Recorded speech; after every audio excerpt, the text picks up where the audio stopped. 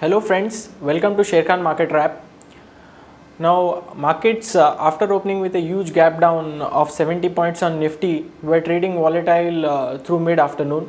However, post announcement of results from SBI which surprised the street, we saw huge amount of buying coming into banking stocks along with SBI.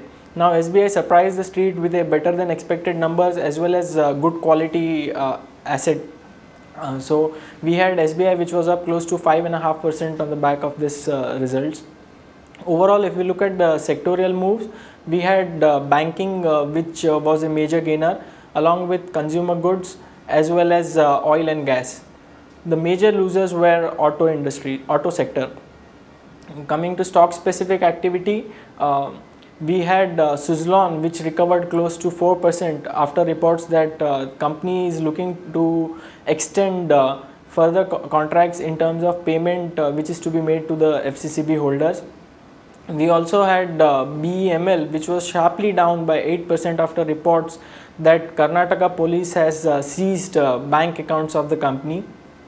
In terms of another news, we have Future Capital which was up by close to 4% after news that Pantaloon Group has sold its stake in the company to one of its subsidiary, that is Future Value.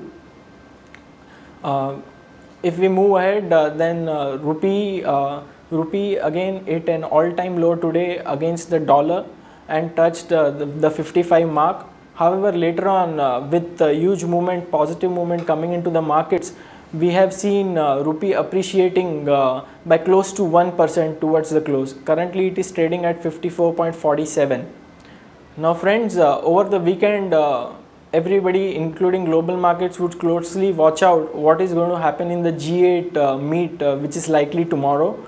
As well as currently the Dow futures are trading down by 37 points and the Europe is trading in the red.